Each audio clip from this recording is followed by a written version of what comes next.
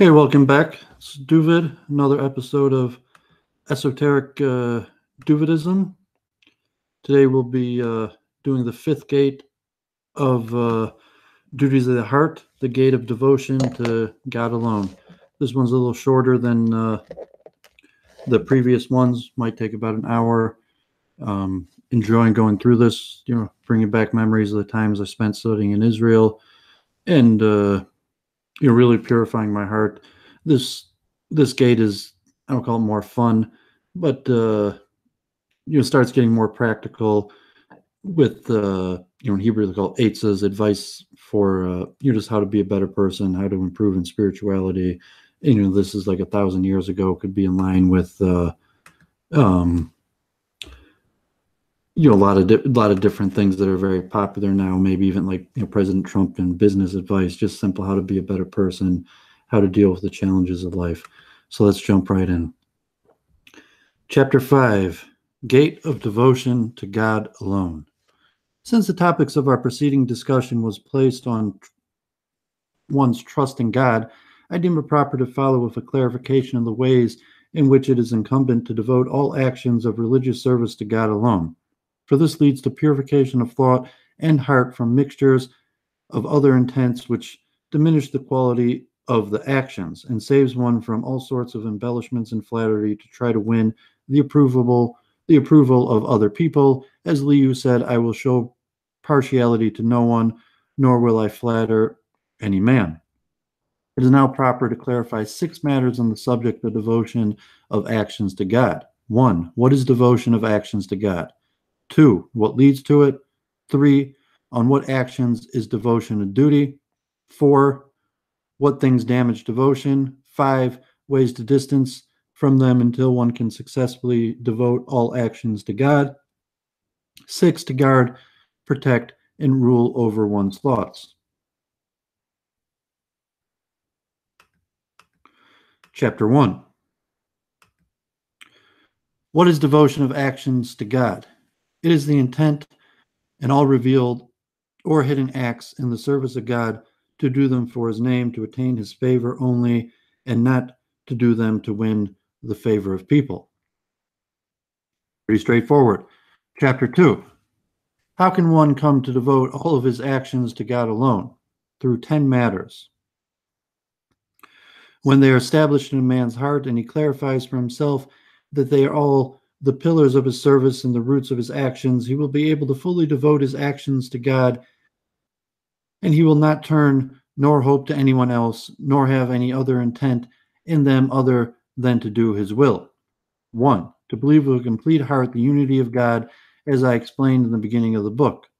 2. Reflection of the constant favors of God on oneself, as we explained in the second gate. 3. To take on oneself the duty to serve God, as mentioned in the third gate. 4. To realize the duty to place one's trust in God alone and not in the created beings, like we explained in the last chapter, the fourth gate. 5. To realize that help or harm is not in the hands of any created being without the permission of the Creator. 6.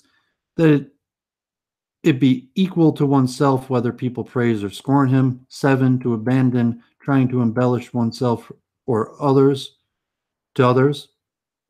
7. To turn the heart away from worldly interests when occupied with matters of the next world. 9. To fear God and feel embarrassed before him. 10. Whenever the Yetzer Hora, which is Hebrew for the evil inclination, stirs an urge in one's heart, to take counsel from the intellect and follow it, and not to follow the Yetzer Hora. Chapter 3. The deeds that are perfected by devotion to God alone while performing them are the acts of service whereby one hopes to find favor with God. These deeds are all visible commandments of the physical limbs, for it is possible to perform them without intent of God, such as to do them in order to appear important in the eyes of others, or to hope for their honor and praise. But to the duties of the heart there can be no hypocrisy, nor expectation of honor, respect, or praise on account of fulfilling them, since other people cannot look into one's heart. Therefore, one's intent in fulfilling them is automatically only to the watcher, namely to the blessed Creator alone, as it written, I, the Lord, search the hearts, examine the reins, and the hidden things belong to the Lord our God. Chapter 4. 3 things damage one's devoting his act of service to God alone. 1. Ignorance of God and his good. 2. Ignorance of God's mitzvah and his Torah. 3. Thoughts and suggestions of the evil inclination to a man to endear him to this world and to distance him from the paths that lead to the next world. Explanation of the above 3. Ignorance of God causes lacking in the service because one who does not know his master will not serve him devotedly. Rather, he will only serve someone who he is familiar with and which he expects benefit or harm from. Hence, if one does not know God and does an act of service, his intent will be to people that he is afraid of or that he hopes to gain some benefit from. Therefore, he is serving people, not he who created them, because he is ignorant of God's matter. Similar if we say for the idol worshiper that ignorance of God is what brings him to this. The person hopes to get benefit or protection from the idol. However, the idol worshiper is to be preferred over the flatterer or the hypocrite in the following 4 ways. Number 1, in our times there are no prophets which can perform miracles to clarify to the idol worshiper his faulty outlook, but the hypocrite in God's Torah who performs the service of God to impress other people, there are grounds for a claim against him, for he undertook the commandments to serve God alone and undertook the prohibitions not to serve someone else. Number 2, the idolater worships something which does not rebel against him, an idol. But the hypocrite who follows God's Torah and actually worships human beings who rebel against God as well as one who does not rebel against him is much worse than the hypocrite. You see here that the idol worshiper, although they're serving an inanimate object that in reality can do no harm to God, as opposed to a person who tries to win over the favor of man by appearing righteous, those people are capable, have free will, and are capable of rebelling against God. So your lot is better casted with the idol worshiper than even the hypocrite who appears to be righteous. Number 3, the idolater worships one thing alone, whereas the hypocrite, there's no limit to those he worships, as the hypocrite tries to gain favor in the eyes of man, and hence any man could be an object of his devotion. 4, the idolater's status is visible for all to see, and people guard themselves from him due to public knowledge of his denial of God's existence. But the hypocrite's denial is not visible, and people trust in him, therefore he is more likely to damage them than the idol worshiper. Hence it comes out that the hypocrite is the greatest disease in the world. He is called in our writings the flatterer, the haughty, the enticer. One who does not understand the commandments of God and his Torah is not capable of devoting his acts wholly to God, for as he does not know the ways of service prescribed and their roots in the Torah, much less will he understand how to perform them properly, namely with wholehearted devotion to God, because he is not sure whether he is in truth bound to perform them, nor does he know what is detrimental to wholehearted devotion in his service of God, even if he is knowledgeable of God and of his goodness. As our sages said, an ignorant man cannot be pious. The temptation of the evil inclination, which is the third of these 3 things that damages a person's devotion. The temptations of the Yetzer Hara, the evil inclination, divided into 2 categories. 1, thoughts which cast doubt on truths and confuse his faith so that he cannot do any religious service properly to God. And 2, it comes in the way of arguments and proof that his zeal and exertion in the service of God is neither a duty nor meritorious, and advises him instead to work for this world and its inhabitants. Chapter 5. I really enjoy this part on the benefit of the idol worshiper over the hypocrite. I've mentioned, the Gemara in Avodah Zorah, mentions better to do business with an idol worshiper than than someone who rejects God, and especially you find the hypocrite, the person who is only serving God in order to gain benefit from man and really is not a godly type person. And unfortunately, this encapsulates almost all of modern religion, whether it be Judaism, Islam, Christianity, Hinduism, Buddhism, that people lose the spirit of God and they just fall into the religious act and the societal aspect of it. And to that aspect, that's the worst of all people, especially the people who say the right things, but for the wrong reasons. And you can see that in these days, like Maimonides clearly says that it's forbidden to take money for teaching Torah. But in today's days, practically everyone from every denomination not only takes but expects money from doing divine service. And you see the ways of the hypocrite, unfortunately, in this era is dominant. So, as I said, this book has had profound effects on me and in how I've lived my life and the decisions I've made. And, looking back and saying like, yeah, better to go with the idol worshiper than the hypocrite. Better to go with a sincere idol worshiper, someone who might be mistakenly subscribing the forces of God to something else, than someone who even follows the path of Torah, but in reality rejects God, has no care of God, and only cares about power, social climbing, and such things. Hence why I'm glad these words are leaving my mouth, and just reviewing these teachings is a great benefit to me and hopefully to other people who might come to watch this. Chapter 5, Introduction to the Yetzer Hara, the Evil Inclination. I saw it fit to clarify for you in this subject some examples which will teach on things I do not mention in order that people will watch out for them, and so that their hearts will become complete with God, as the wise man said, let the wise man hear and increase understanding. Oh man, you should know that the great arch enemy you have in this world is your own evil inclination. He is interwoven in the forces of your soul and intertwined in the order of your spirit. He associates with you in the guidance of your physical and spiritual senses. He rules over the senses, secrets of your soul, and of what is hidden in your breast. He is your advisor in all of your movements, whether visible or invisible, that you wish to do. He lies in wait, watches your steps to lead you astray. You are asleep to him, but he is awake to you. You look away from him, but he does not look away from you. He masks himself as your friend and pretends to show love. He enters in your inner circle of close friends and advisors. From his gestures and signs, it appears he is running to do your will, but in fact, he is shooting deadly arrows at you to kill and uproot you from the land of living. As the verse speaks of one like this, like a madman who throws firebrands, arrows, and death, so is a man who deceives his friends and says, am I not joking?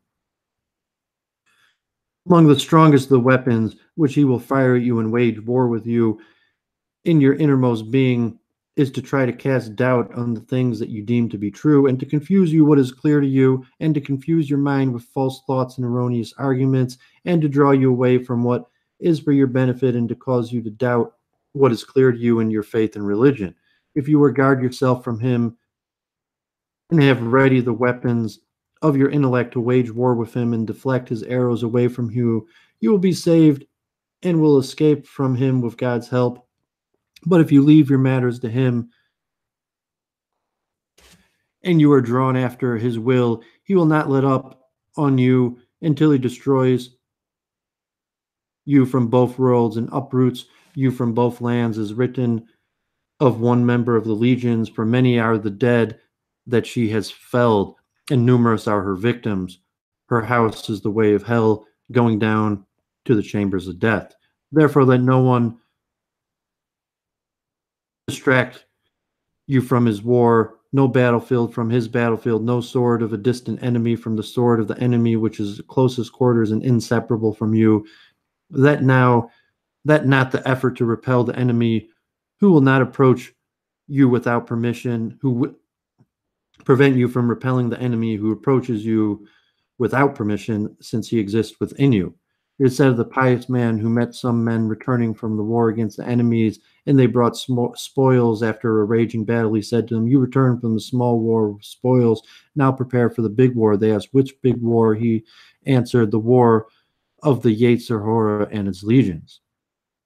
It is a wonder, my brother, that for any enemy that one has, if one defeats him once or twice, he will back down from you and not consider waging war again, thinking your strength is greater than his, and his abandoned thoughts of defeating you and overpowering him. But the Yetzer Hara is not satisfied with one battle or even 100 battles, whether he has defeated you or you have defeated him, because if he defeats you, he will slay you, and if you defeat him, he will lie in wait all your days to defeat you. As the sages says, do not believe yourself until the day you're deaf. He does not consider the smallest of your matters as too insignificant a means of defeating you, in order that he will gain a step to defeat you on a higher matter. Therefore, it is proper for you to be on guard against him. Do not fulfill the slightest of his request. Rather, let it be big in your eyes, and the smallest victory over him, or at least increase of your power over him, so that you will gain a step for defeating him on higher ground.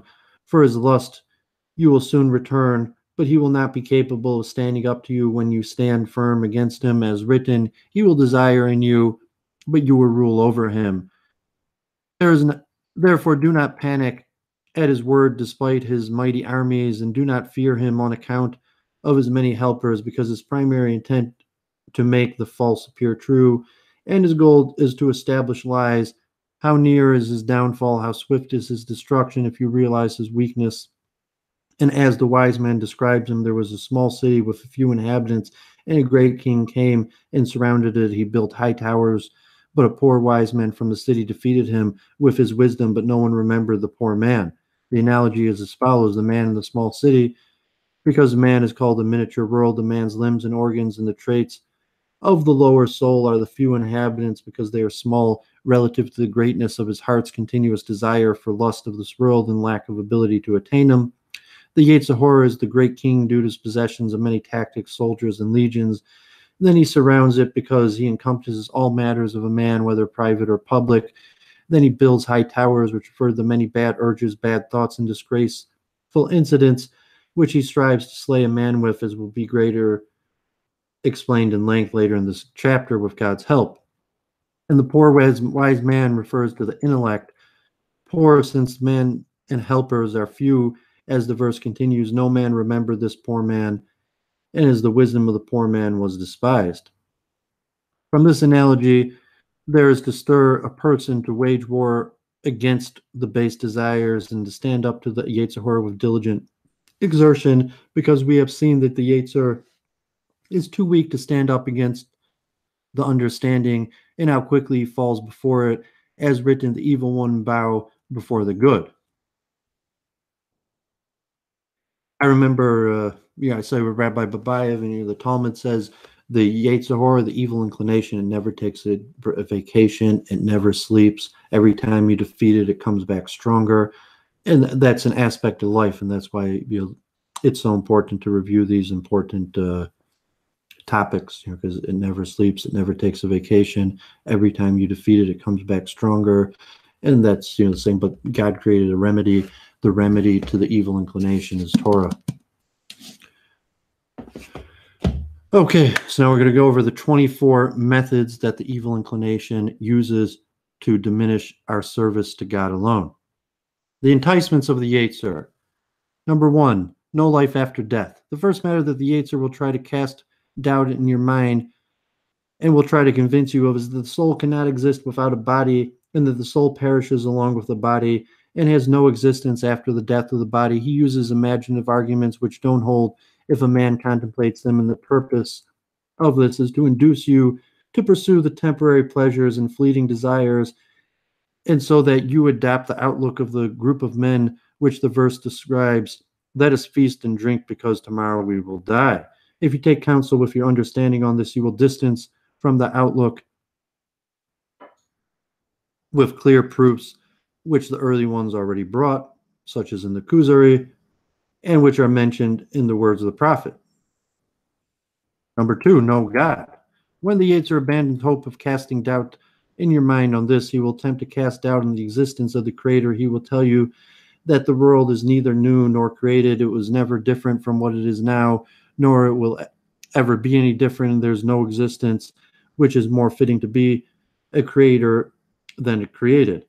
and no one is under duty to serve anything, since everything is ancient and has always existed eternally. If he comes to you with this claim, return to your understanding. It will show you the fallacy of this claim from the discussion in the first gate of this book, and prove to you that this world has a creator who created from nothing. 3, false gods. When he gives up trying to make you doubt these matters, he will try to confuse you with matters of associating gods, such as the beliefs of the dual gods,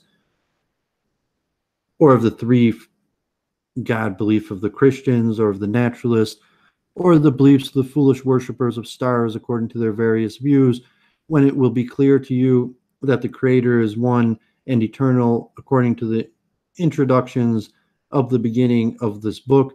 All these doubts will leave you. 4, your religious service is pointless. When he gives up trying to mislead you in these matters, he will try to entice you regarding the duty to serve the Creator, saying, the service from the servant to the master is only when the master needs it, since the Creator does not need his creations and does not lack anything. Therefore, your service to God has no reason and no purpose. But when you examine with your understanding in the previous gate of reflection regarding the good of God towards us, and the gate of obligation to assume the service of God due to this, then this doubt will disappear, and you will obligate yourself in the service of God. Number 5, Torah's authenticity. When he gives up trying to entice you in these ways, he will try to cast doubt on the matter of prophecy and the prophets, the Torah, and the principles of its authenticity and necessity. But if you stand up against him with your intellect and fight him using the arguments of the 3rd gate of this book, all these doubts will disappear from your heart. The fact of prophecy, the necessity of Torah and sending a prophet, and the ways in which the Torah stirs a person's heart to serve the Creator will be established as truth. 6, oral law is not essential. When he gives up on this matter, he will try to cast doubt on the tradition of the sages. He will tell you that what reason obligates and what the written scripture obligates are both true, but what the sages said is not essential, and its acceptance is not obligatory. But if you examine with your understanding, you will see that the rational laws as well as the scriptural laws are both greatly in need of the tradition, because not one of them can be fulfilled completely without the tradition. For rational laws, without the boundaries and explanations of the oral Torah regarding amount, kind, time, place, and other circumstances, it is possible to derive the laws from logic alone. Similarly, for scriptural laws, without an explanation from the oral Torah on how to read it properly, the meaning of the words, its explanation, and that of its derivatives, it will not be completely understandable from these verses alone. Therefore, the sages taught with the 13 attributes the Torah is expounded, and the tradition is a boundary to the Torah. Furthermore, the Torah itself refers to the tradition for its details as written. If a matter eludes you in judgment, then you should rise up and go to the place your Lord, your God, has chosen. It shall come to the priest, to the judge, who will be in those days, and you shall inquire, and they will tell you the words of judgment. And the man who acts intentionally not obeying the priest who stands there to minister the Lord your God or to judge the man shall die. When you understand this, the doubts will leave, and it will be clear to you that the knowledge derived from reason in the scripture, the oral tradition, is indeed indispensable. 7, no reward and punishment in this world. When he gives up on trying to entice you in these ways, he will try from the aspect of reward and punishment. He will claim that the course of events in this world does not follow the lines of justice, because if there were justice in the world, the wicked would not prosper and the righteous would not suffer, as one whom we mentioned in the 4th gate. But when we understand, and we'll see that divine justice and wisdom in both of these ways that we introduced in the last gate, these doubts will vanish and your heart will be at peace from confusion. Number 8, no reward and punishment in the afterlife. When the Yetzer abandons the hope of overcoming us in these topics, he will try to cast doubt on us regarding the reward and punishment of the afterlife. He will try to confuse and distort this on us due to the little mention of it in the Torah and the little apparent emphasis on it.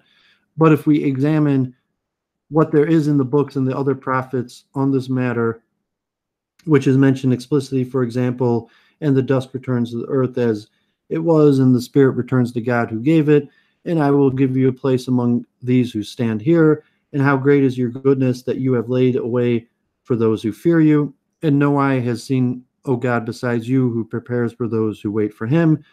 Your righteousness shall go before you. The glory of your Lord shall gather you in. When we study these and many more other similar verses, in addition to what sages taught us, and with what our reason tells us, our souls will be at peace and will be assured of the inevitability of reward and punishment in the afterlife. 9. Preoccupation and secular interest. When the Yetzer abandons hope of trying to make us doubt in all the previous matters mentioned, he will try to make us lazy in the service of God and will try to preoccupy us in secular interest, eating, drinking, dressing, writing, and to derive enjoyment from other physical pleasures. And when we listen to him regarding eating, which we cannot exist without, he will make superfluous things that are secondary to food appear so embellished, and rejoicing in pleasure so charming that we will envy kings and their ministers, strive to live like them, adopt their practices, and go in their statutes in pursuit of physical enjoyment. When the Yetzer observes our desire and willingness in this, he will say, girdle your loins, bare your arms, O enticed men, exert with all your strength, O seduced man, to serve this world and to serve its people, and you may attain some of your demise in it. Do not toil in matters of the next world, rather only toil in things which help you in this world to find favor amongst people and the leaders, from kings to the rest of the people. Do not exert your mind in any field of wisdom except those things which bring you honor from the public and favor in the eyes of the great men of your generation, the leaders, rulers, or anyone who occupies a high position. This includes the knowledge of languages, the essentials of prose, fundamentals of grammar, music, charming riddles, amazing parables, and unusual sayings. Try to frequently meet with charismatic people and to be knowledgeable of cultures, to be able to converse with all types of people, and won't sit silent and be considered a fool and a simpleton. Leave all other wisdoms because their work demand is high, but their practical benefit is low. But if from the beginning we do not open the door to the desires and satisfy their wants, nor accustom ourselves to indulge in the superfluous things and chase after, but instead we reply to the Yetzer that we do not have need for the superfluous things and that we already have enough mental anxiety in working to obtain what we need. If God sent us extra income without our having to trouble our heart or straining mind in it, we will spend them in the right and proper manner as duty dictates.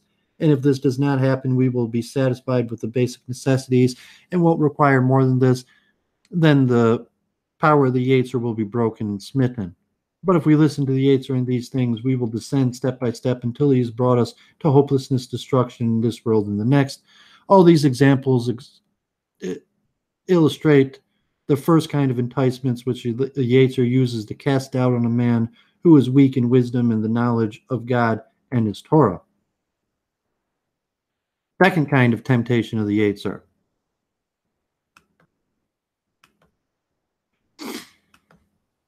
Toppling the wise person. But if a man is wise in understanding of God and his Torah, the Yetzer, the evil inclination, will strive to damage and confuse his wisdom and actions by objections and arguments from which side he can from reason, scripture, and tradition. He will bring spurious proofs whose premises are not true and whose conclusions do not necessarily follow. If your intellect is sharp and your wisdom is strong in analyzing and defending and debating a position, you will see the various fallacies and the proofs of your Yetzer, and the truth will become clear to you. The correct view will be apparent to you. Your knowledge will be freed from doubts and your actions from confusion. But if your knowledge and ability in this is deficient, his enticements on you will be stronger. He will overcome you more frequently. His ruling over you and surrounding you in your outer and inner life will become more imperative because he comes to you with wisdom and leads you using proofs which your mind relies on. If your understanding has become seduced by him, he will let up from you, and it will help him work against you because you rely on your mind when you have doubts and trust its reasoning when some matter is not understood by you. And when the Yetzer has overcome you and rules you, and with the aid and support of your understanding, now by deceiving you and representing in your eyes falsehood in the forms of something demonstrated as true, he will transfer you from this level, which was near to truth and where falsehood was still concealed, and descend you to a lower level where there is less truth and more falsehood. And thus he will not cease to lower you from one level to the next until he will bring you to the level where truth is completely concealed and there is complete falsehood. And he'll uproot you from this world and topple you from the levels of reward in the next world, and your wisdom will become an evil to you, and your intellect the cause of your destruction. As written, they are wise in their eyes, and they think they are understanding, and they have rejected the word of the Lord and what wisdom is in them. And for the ways of the Lord are just, and the righteous do walk in them, but transgressors do stumble therein. It has been said that when wisdom is used in the proper way, it is a cure for all illness, but when sways from its proper path, then it becomes an all-encompassing disease without a cure and without medication. On this, the Torah is compared to fire. It is written, is not my word like fire, because it enlightens the eyes. As written, the commandments of the Lord are pure, enlightening the eyes. And your word is like a candle to my feet and a light to my path. But anyone who turns away from its proper path, it burns up with its fire, is written, but fire God will extract judgment. And on the wicked he will rain fiery coals. And should I say, I will not mention him, and I will no longer speak his name, but this was in my heart like a burning fire. Therefore be careful that your steps not stray from the path of the forefathers and the path of the early ones towards a new path you have devised, and be careful not to rely on your intellect, nor to take counsel only with yourself. Do not reason on your own. Do not distrust your forefathers and the traditions they bequeathed to you as to what is good for you. Do not reject their advice in what they taught you, because none of the plans you can think of were not previously known, and their good and evil consequences were already weighed. According to your reason, you may be impressed with the advantages which your plan brings at the beginning, but the long-term negative consequences which the plan will bring are hidden to you. In your short-sightedness, you will see its initial benefits, but not its error and eventual damage. And the wise man said, do not remove an ancient boundary stone set up by your forefathers, and listen, my son, to your father's instructions. And it said, one who condemns the ways of his forefathers, a generation clean in its own eyes, and yet are not cleansed of their excrement. And there is a generation that curses its fathers, and the eye that mocks a father, that scorns obedience to a mother, will be pecked by ravens of the valley, will be eaten by the vultures. Wherever you see fit to take on yourself additional duties, what you can beyond what is required, then providing you are fulfilling those that are obligatory, and that your motive of love of piety, and after your understanding has examined it, agreed, and that is far from lust, then the resolution is good. You will receive reward for this, and are not deviating from the way your forefathers, because they already said, make a fence for the Torah. And why was Jerusalem destroyed? Because they pursued the letter of the law and did not go above and beyond the letter of the law. And says Rav Huda, he who only occupies himself as if he had no God, for it is said, now for long seasons Israel was without the true God. What is meant by without the true God? It means that he only occupies himself with the study of the Torah. It is if he has no God. And one of the pious would say, he who does no more than his duty is not doing his duty, but these extra acts are not accepted until one first fulfills the obligatory duties. Our sages already permitted us and even obligated us to add on to the commandments, as they said one must add from profane to holy. Other examples are additions to fast, prayer, charity, and refraining from the unnecessary permitted foods. They also warned us against taking advice, taking an oath in God's name, even for the truth, and from talking excessively, even if the words are free from falsehood, and from discussing the affairs of other people, even if the words are not derogatory. Likewise, to refrain from lavishly praising someone, even if it is fitting, and not to speak bad or be disgusted by those who are falling short in fulfillment of their duties, even if they deserve it, and many more things like this. It is proper for us now to bring some examples of the second type of enticements of the Yetzer, which one can learn to apply to other matters and to guard oneself from them with God's help when he understands them, because necessarily every good thing has corresponding bad things which can spoil it. Therefore, one who understands these things that damage good deeds will be capable of guarding himself from them, but one who knows only the good deeds and does not know the things which can damage them will end up with nothing due to the abundance of damaging things which will beset him. One of the pious would instruct his disciples, learn the bad things first to avoid them, and afterwards learn the good things and do them. It is written, plow for yourself a furrow and do not sow upon thorns. Rabbi Yonahan ben Zakkai would say regarding the falsification of weights and measures, woe to me if I say, woe to me if I don't say. If I say, perhaps the swindler will learn from my words. If I don't say, perhaps the swindler will say the sages are ignorant of our tricks. The question is raised, did he speak of them or not? And concludes he did speak of them, relying on the verse, for the ways of the Lord are right, and the righteous shall walk in them, while the wicked shall stumble on them. Awesome. Truly powerful, awesome stuff. This is 1,000 years ago, before Freud, before psychology, and we're just saying this is the working of the mind. People who've studied some Hinduism, this might make a lot of sense, saying your mind could be your greatest enemy. And the tool of logic, that the evil inclination and the desires of lusts and worldly pleasures will use the tools of logic in order to corrupt us. And that's why we need constant study and the Torah as the cure.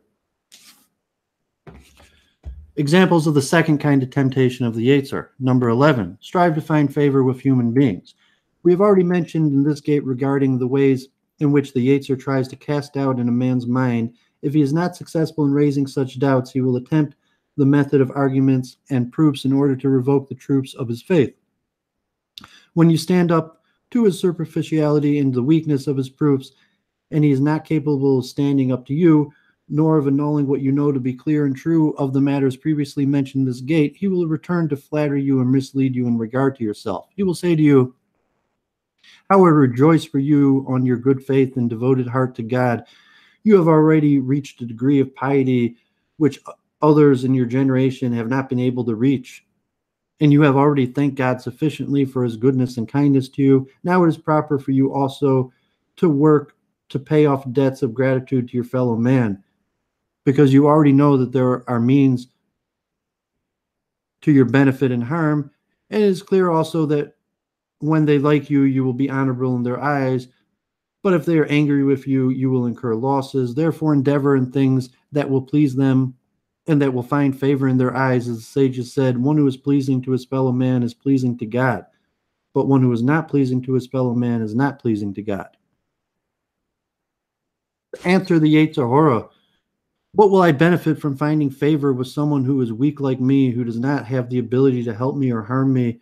And the verse says, withdraw yourself from the man whose life breath is in his nostrils, for by what should he be esteemed?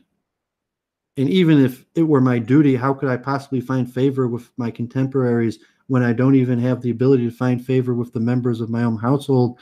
And the proof which you brought from the words of our sages does not imply that one needs to try favor in the eyes of everyone. Rather, this is like the case of the wise man that left in his will a command to his son, my son, to find favor with the public is not in your ability. Instead, try to find favor with the Creator, and he will grant you favor with the public. It is written, when God finds favor in a person's ways, he will cause even his enemies to make peace with him. And likewise, when you see a man whom everyone, young or old, praises him and finds favors in his deeds, it is proof that God has implanted love of him in their hearts and established a good name for him on their tongues. The Creator does not do this for those he hates. And this is clear and powerful proof that the Creator is pleased with him, but that a pious person should exert himself and strive so that others will praise him due to his service of God. This is not the way of the pious. Therefore, be careful of this or similar things among the enticements of your Yetzer towards you, because he will try to lead you in this until he topples you in the trap of flattery and hypocrisy. And on this, his praising of you, answer him, what is this that you are congratulating me on? It is because I know my duties to God. Just the opposite. Because I know my duties to God, there's grounds for a claim against me, namely that I'm not acting in accordance with my knowledge. I'm not doing enough. And even if I were doing enough according to my knowledge of my duties to God, would this be enough of an expression of gratitude to the blessed Creator for even the smallest benefit he bestows me? And what is the measure of my days relative to the measure of the days of the universe? Even if we're equal to the age of the universe, it would not be enough time for me to count all the favors God has bestowed upon me. How much less then is it possible for me to repay my debts of gratitude to God for them? As Scripture said, all flesh is like grass, and all its kindness is like the flower of the field. And our sages says, if I'm not for myself, who is for me? If I only for myself, what am I? And if not now, when? Powerful stuff. Number 12, to love being praised and acquiring a good name. And when the Yetzer gives up trying to entice you in this way, he will try to entice you from the angle of love, of praise, and of acquiring a good name in this world. He will say to you, I rejoice at your service of God with good trust, and that you have placed all matters to him, and you have freed your heart from the thought that any created being can possibly benefit you without God.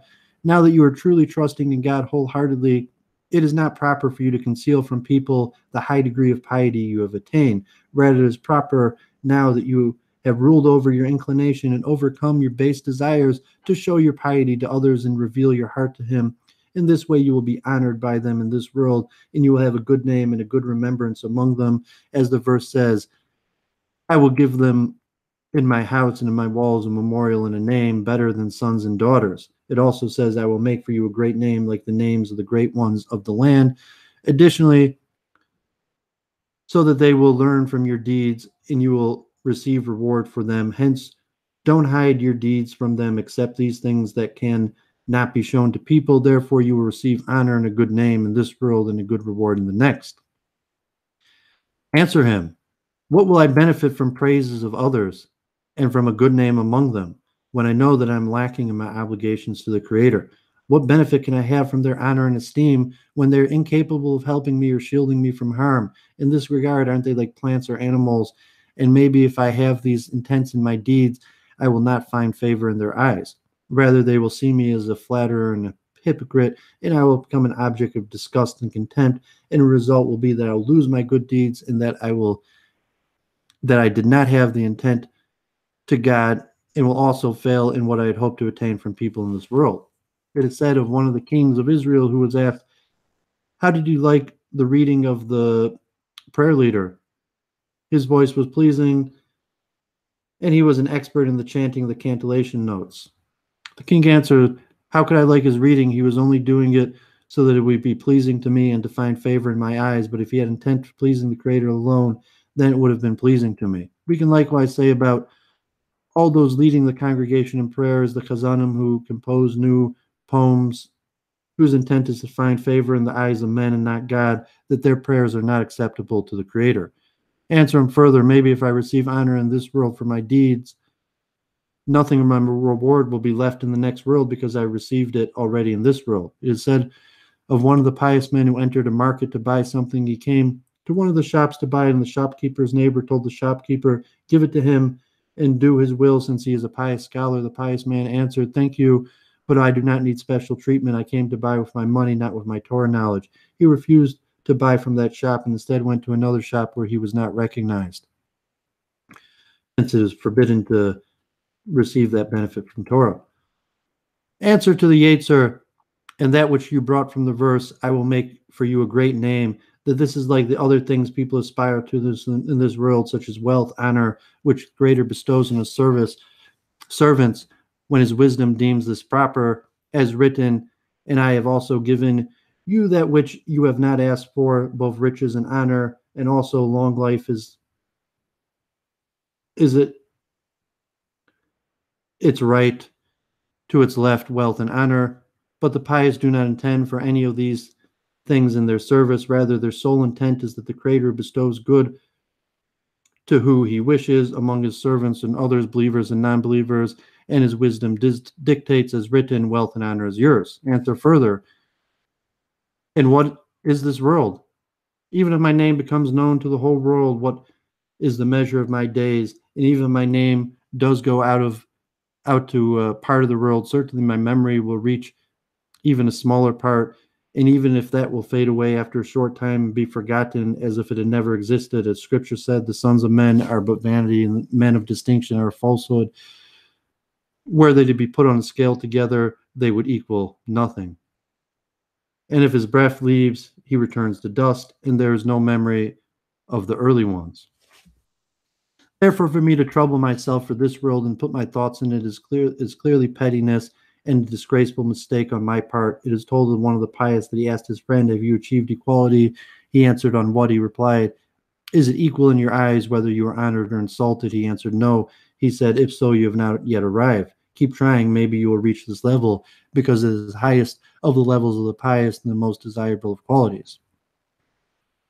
As I mentioned later, the Kabbalists come on to say, who is capable of learning Kabbalah? And almost all of them give the exact same answer that was said here: one who is equal to praise and insult. And some will even say have a bent towards insult, that they have such a clear understanding. A righteous person has such a clear understanding of what this physical world represents and what praise from others and the opinions of the masses mean, that they're completely indifferent to praise from insult. 13, and even to say that what benefit is praise is where insult could at least benefit me because I could see fault in my ways and correct it, as where praise is of less benefit. 13, endless worries and distractions of this world. When the Yetzer gives up on trying to entice you in these ways, he will try to ruin your religious deeds by distracting your mind with the world and its people and with your extensive desires, so that you forget your final end.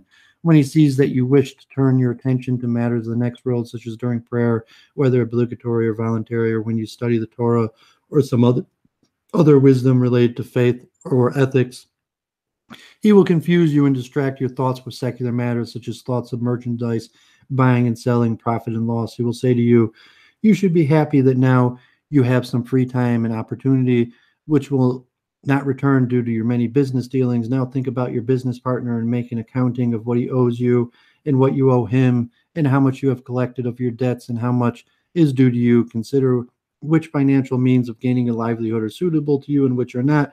Reflect on which matters brought to you satisfaction and which made you regret.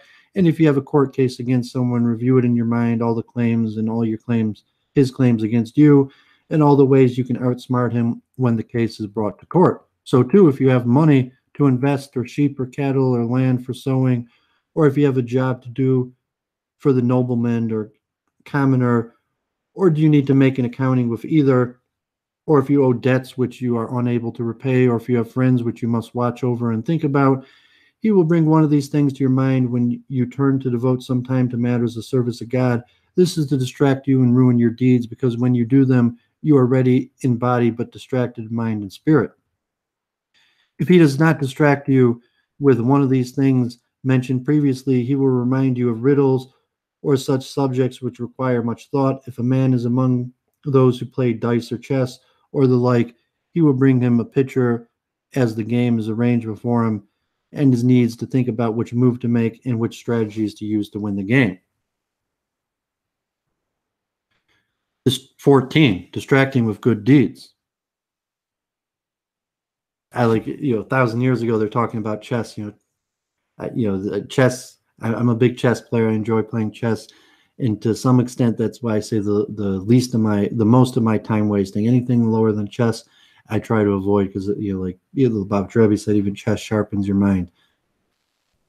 14, distracting with good deeds. If a man will escape from all that we mentioned previously and belongs to the men of wisdom and understanding, the Yetzer will bring to him his attention a difficult matter of wisdom, and he will distract him with questions and answers, with difficulties and solutions. He will show him which matters he missed and which he should have investigated more. He will also show him how much he still has to learn in his wisdom, so that he makes a personal accounting and resolves to learn it. This way, the Yetzer will distract him in all his acts of service to God and will cause him much more damage than gain. Due to these distractions, it's possible that he will do the service of God but be outside of it, and his thoughts are always distracted in some other secular interest. It may even be that he will seek forgiveness from God with his tongue, all the while eagerly rushing his mind and spirit to rebel against him. Of this one, the pious said, this kind of seeking forgiveness requires seeking forgiveness. And he pleads to God with his limbs, but turns from him in his heart and thoughts. Similar in verse, these people come near me with their mouth and honor me with their lips, but their hearts are far from me. Their worship of me is nothing but acts of rote. But then they will flatter him with their mouths, lying to him with their tongues. Their heart was not sincere with him.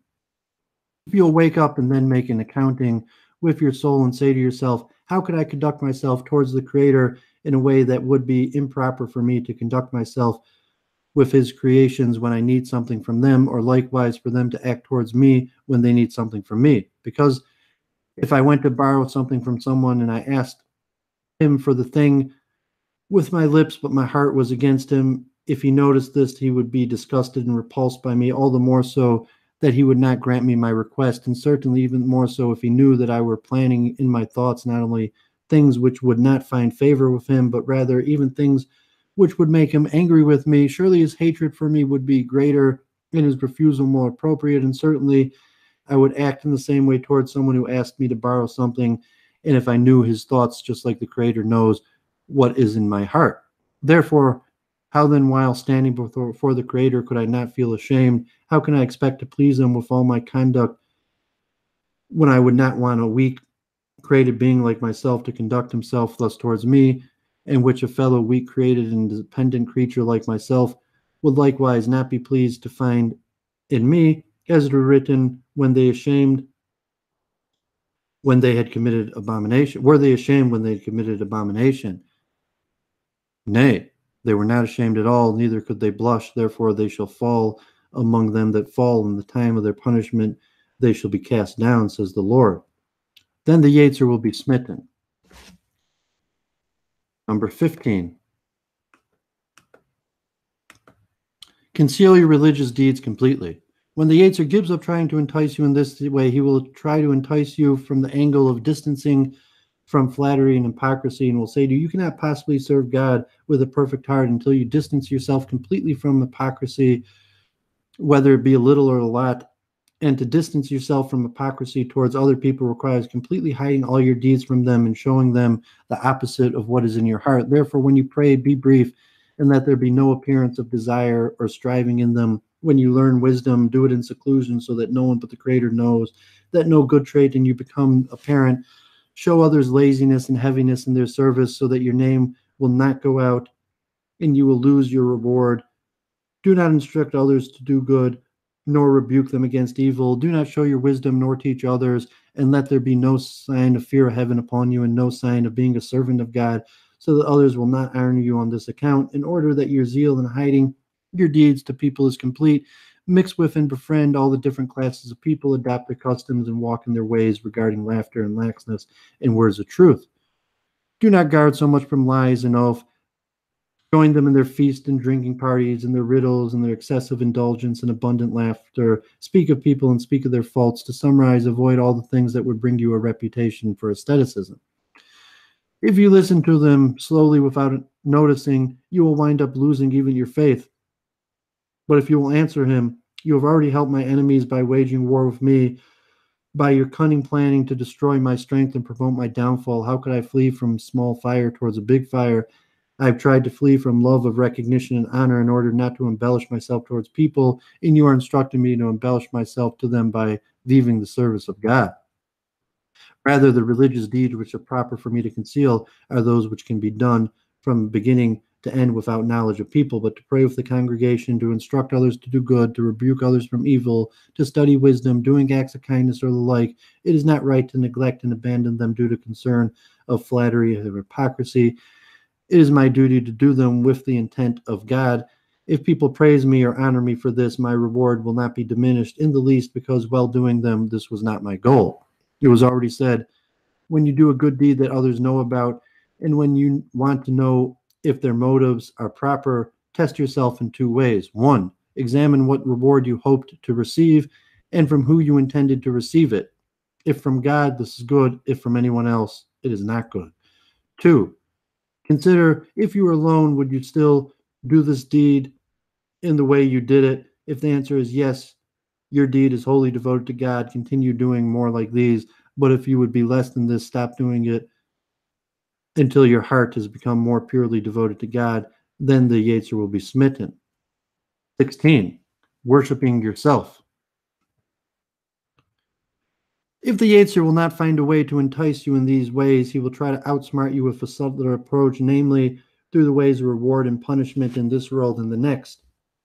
He will say to you, behold, you are among the pious of the Creator, his treasured ones. A person like you is surely worthy of reward in this world and the next. You must exert yourself according to your abilities. Maybe you will earn the reward through your good deeds and your zealous pursuing of the service of God with a good heart and a great joy.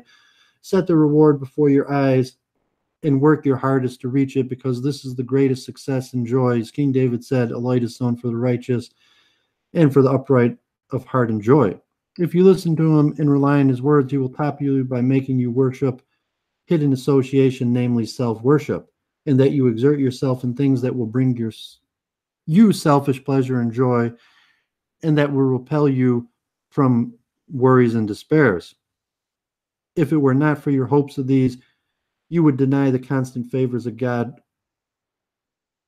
bestows on you and not obligate yourself to serve him on account of them. And furthermore, you don't see that it is befitting to serve God due to his greatness, infinite power, and the manifestations of his wisdom. On this, the sages said, do not be like the servants who serve their master in order to receive reward, but be like the servants who serve their master without the condition of receiving reward. Number 7, God's decree births free will. When the Yetzer gives up trying to entice you in the ways mentioned, he will hurl you a sea of doubts regarding the necessity and righteousness, predestination, and free will. When he sees you lax in the service of God and turning towards the path of sin, he will try to convince you of the matters of necessity with powerful arguments drawn from Torah and Scripture in order to give you excuses. He will say to you, if the Creator wanted you to serve him, he would force you and make you zealous in this, for only what he decreed can occur. How can you stand up against his decrees or defeat his judgments? You can only do what he decreed on you to do, because all things occur through the Creator's decrees. As written, I am God who does everything.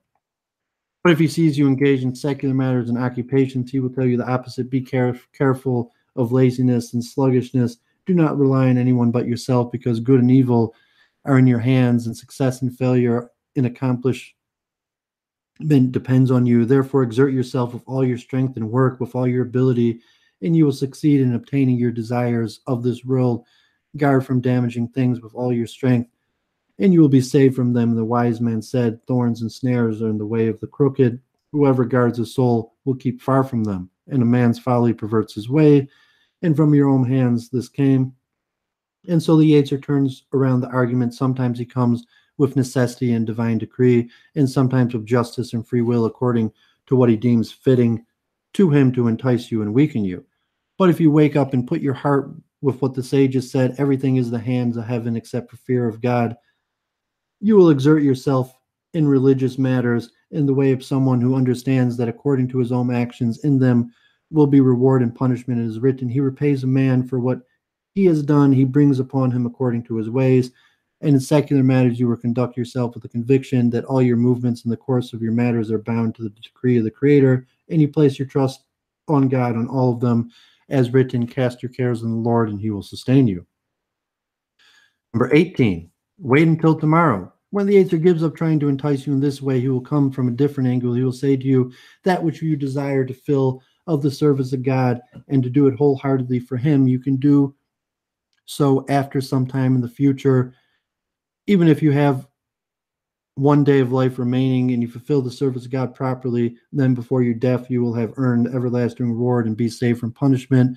Don't you know the ways of repentance, and that the Creator will accept your repentance if you only serve him wholeheartedly as is fitting and proper? However, return the correct argument and answer him, how can I wait until the last day of my life when I don't know when is the last day of my life? I would be similar to the story of a servant who trusted in the king would never expel him all his life, and then went off after the indulgences of the world until the service of his master became a burden upon him. Behold, suddenly he was summoned before the king to give an account of the judgment of his work, and he did not have any answers or excuses, and was sentenced to be expelled from the service of the king and from all the king's cities. He left the king's presence poor and sorrowful, and that all the time in the service of the king he did not earn even one thing when he could have done so. Thus he remained for the rest of his days poor and destitute, sighing and miserable, full of sorrow, and despised by all until the day of his death. Number 19, instilling arrogance in you. When the Aether gives up on trying to entice you in the ways that we mentioned, he will try to do so by inducing in you haughtiness and pride and diminishing your humility.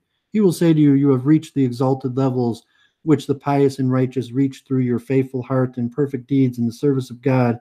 You are unequaled in your generation and singular among your contemporaries. It is proper for you to show your superiority over them by being disgusted by them and despising them. Recall their faults, publicize their wickedness in their hearts, shame them and rebuke them until they are humiliated and repent to God and feel regret for their past. Thereby you will follow the conduct of the prophets, as written, Son of Man described the temple to the people of Israel, that they may be ashamed of their sins.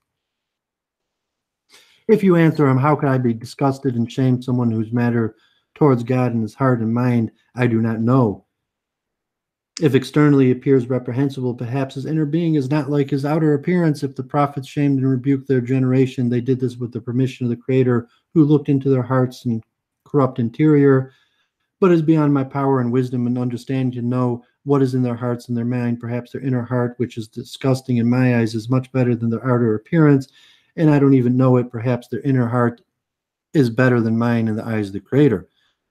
And even if his appearance is bad, it's possible for the reason is because he is ignorant of his obligation to the Creator. Therefore, he is more pardonable than me, because my knowledge is greater than his. For the Creator claims from a man according to the extent of his wisdom. Therefore, I am more deserving to be considered reprehensible for my shortcomings in the Creator's service, despite my knowledge, compared to this man whose shortcoming is due to his ignorance. He rebels against God due to ignorance and error, where I rebel against him knowingly and deliberately. It is possible that the bad in him is revealed and visible, while the good is hidden and concealed. For me, it is the opposite. Therefore, he is more worthy of God's mercy and forgiveness than me. One merit of him outweighs many merits of mine, because no one observes it except God, and no one praises him for it, nor gives him any honor. But for me, it is the opposite, for my external appearance appears better than his. Similarly, regarding sins, because one sin by me is equal to many sins by him, since my sin is concealed and hidden, while his is visible and public, and due to other people shaming him for it, his punishment will be reduced, while in me my reward is diminished due to my good deeds being known. He will be left with the full reward of his deeds in the next world, and reduce his punishment for sin in this world due to others belittling him over his sin. As for me, I will be left with full measure of punishment in the next world. Furthermore, if I exert my mind to search for the flaws of others and examine their bad traits, this will prevent me from examining my own flaws and lackings, which is something more useful for me and for which I am more responsible for. My condition is like that of a sick man whose illness distracts from him the illness of others, and the healings of himself from the healing of others. Thus the Yetzer will be smitten and broken before you. Number 20. Awesome. These are really awesome. It bringing pleasure to me having these words leave my mouth. And you could see much of what the later sages wrote is in essence directly taken from this book. This is why some of the greatest sages over the last 1,000 years even studied this daily, to see how powerful this wisdom is. 20. Incitement during prosperity or difficulty. If the Yetzer's arrows do not hit you in what we mentioned, he will wait in ambush for you during times of prosperity or times of difficulty. When things are going according to your wish, he will say, this is the fruit of your efforts, strategy, and wisdom. Therefore, exert yourself more on the secular matters so that your success will perpetuate and you will reach a higher level. Receive these days with joy and enjoy them, because soon you'll be called by name to die, and you'll be forced to answer, and you'll go into the darkness of the grave, a place where there is no wisdom, no movement, no pleasure, and no gain. He will even bring proofs of this from what the wise man said, whatever your hand finds to do, do it with your might, for there is no work, no device, nor knowledge, nor wisdom in the grave where you are going. In your times of difficulty, he will bring to your mind the good life of the wicked and the success of non-believers. Is written, the tents of the bandits prosper, and those who provoke God are secure. He will say to you, the difficulties you are going through are due to your having clinged to the service of God and his commandments. You are not capable of handling this due to the unbearable load and remote goal. If you had unloaded this from your heart and rested from it, you would have had joy from your situation, as you see by the wicked. You can see from this what Scripture says, with those near me I will be sanctified, and only you did I love above all the families of earth. Therefore I will visit upon you all your iniquities, and many more like this. 21. Difficulty in doing good and pleasure in doing bad. When he sees that you have taken on yourself to do something for the service of God, he will exaggerate its demands and attempt to scare you in order that you abandon it. If you intend to fast, he will say, be careful, this will weaken you and make you sick and prevent you from doing your secular and religious matters. If this is regarding a voluntary prayer at night, he will attempt to convince you that sleep is more healthy than eating, and it guards and strengthens your health more than food and drink. In regard to charity, he will picture in your mind financial destitution and put poverty before your eyes and remind you of the suffering of poverty and lacking. Similar with all types of mitzvahs and acts of kindness, to try to scare you and exaggerate the matter in your heart in order to weaken your resolve. But if the thought of sin enters your mind, he will inflate it, the pleasure that it will bring, and will try to make you forget its punishment, encourage you to do so, and tend towards it. Whenever you sense this or similar to it, reply to him, of all the suffering that came to me in the past, there is no trace of it left. It quickly passed and vanished, and the reward is mine forever. It will never fade nor end. One who fasts during the day and eats at night is the same as if he didn't fast. His strength will return, and his reward is reserved for him. And similarly, one who rises for the part of the night and then sleeps, his alertness will return as if he never rose. And the reward for his rising and his prayers will remain forever. And for the matter of charity, I've already explained this amply in the Gate of Trust. For the matter of sins, you must put in your heart and contemplate in your mind how swiftly the worldly pleasures fade away afterwards, whether they are permitted or forbidden, and then you will remain with the disgrace and punishment due to them in this world and the next. Thus the Yetzer will be smitten before you, and you will be zealous in doing good and sluggish towards disgraceful acts. 22. Sadness in doing good and pleasure in doing bad. When you will lose hope in enticing religious ways, and you succeed in doing the religious activities which you undertook to do, he will strive to put worry in your heart and perpetuate in you a state of sadness. This is in order that you regret the good acts you did in the past, so that you will lose your reward, and so the Creator will not accept them. But if you did a bad deed, he will strive to put joy and delight in your heart, so that you will strengthen in this and be eager to do it again. If you sense his deception and stay alert from his many traps, you will guard from them and be helped from God and saved from them. But if you do not sense his deception, he will knock you down, empty his arrows on you suddenly, as written, until an arrow pierces his liver. 23. Weaken Torah study. If you stand up to him despite all of this, and he will not be able to entice you in what we mentioned, he will try to remove you from the study of wisdom.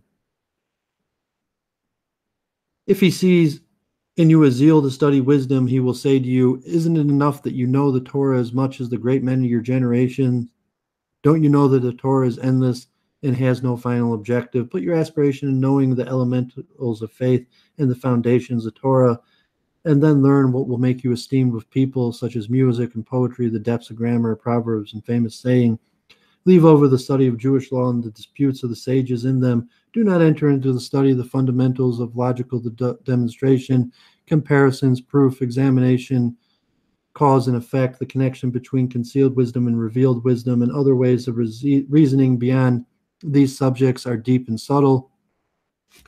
Rely on those who know the explanations of the tradition, even if in matters which you can attain through clarity through your own efforts, just like you rely on them for matters which you cannot do so.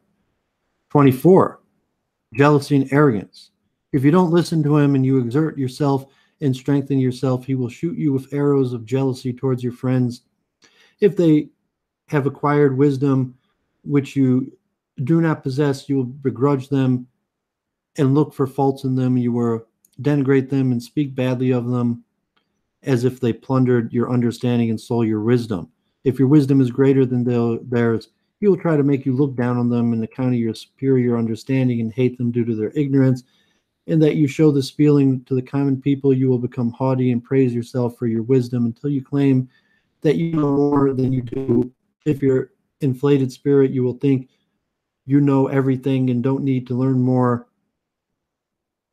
When teaching, you will be annoyed when others raise a question on your words. You will increasingly consider yourself a wise man. You will seek to honor yourself by exposing the ignorance of others in glee and embarrassing your peers, eventually you will be divested of all the ethical teachings of the Torah sages regarding his Torah. If the Yetzir's intention is to entice you in this angle of Torah wisdom, do not exceed. He will attempt to entice you from the angle of Torah commandments.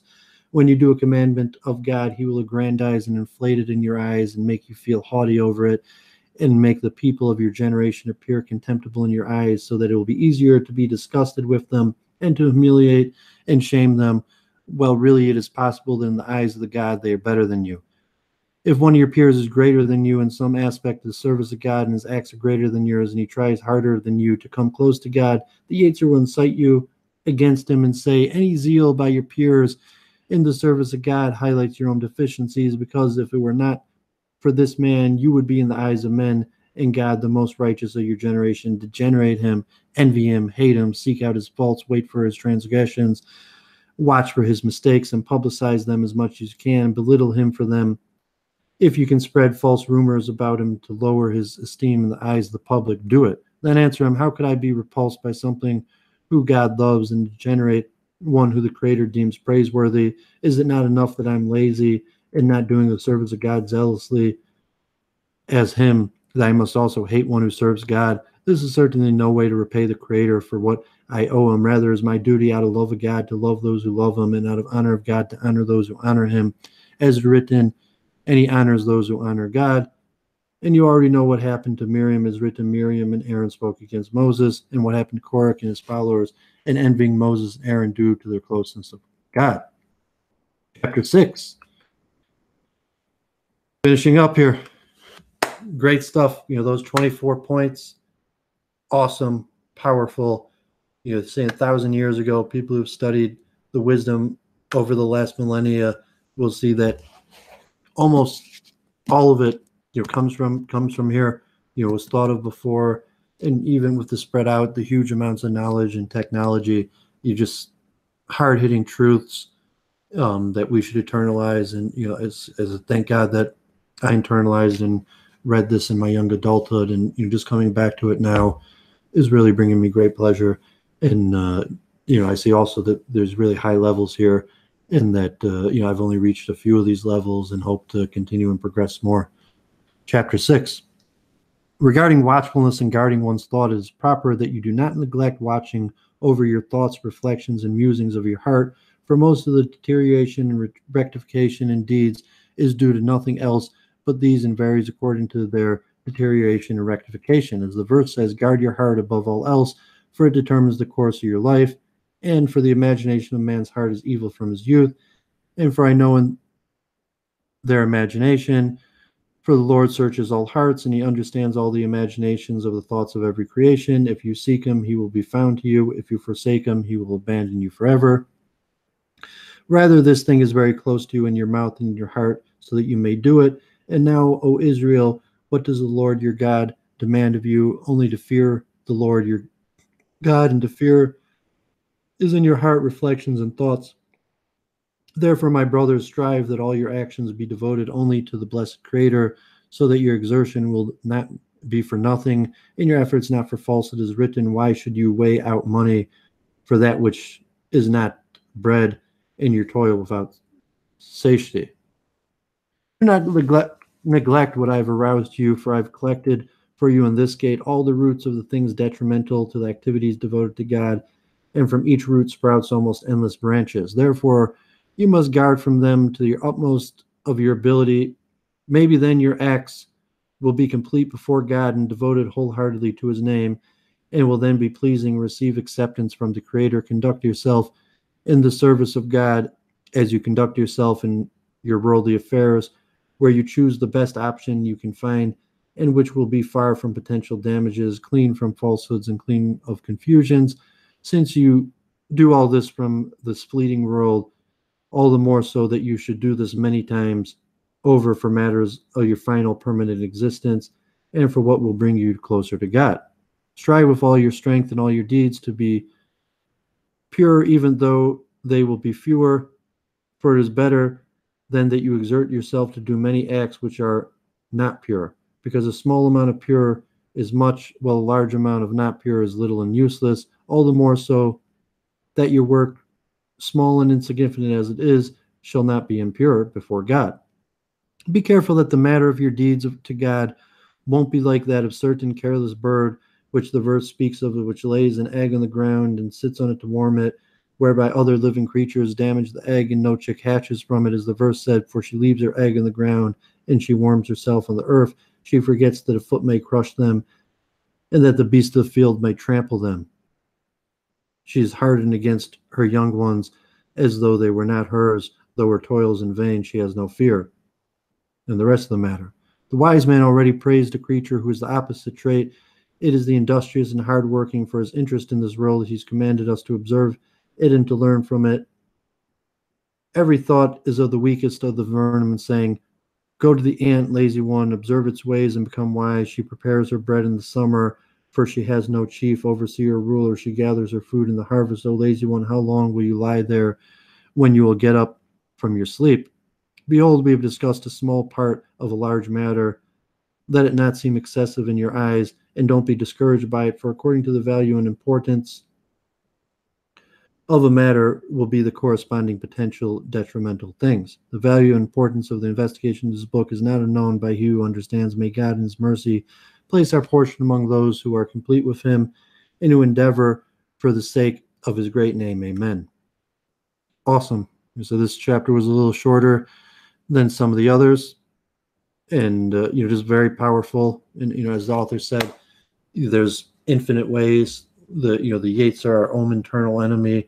The constantly drives us to make bad decisions, do bad things, follow the path of sin, and that we have to constantly wage war against this, the internal battle. That's why we have to pray and do the rituals and study the books. And it's bringing me great enjoyment just to have these words leave in my mouth. I hope that other people will gain from this also, and the hope that purifying me will have a purifying effect on others, and I could fulfill some of my obligation to teach Torah through what I'm doing now. And this is gate 5. We're halfway through the book now. Maybe after this, I was thinking maybe do Mesilas Yesharim. This one, there's not really a good one on YouTube in English, so I felt a certain satisfaction from putting out something that doesn't really exist. So hopefully I'll do one more tomorrow, and we'll be able to finish it up next week and internalize the wonderful message of this. God bless everybody.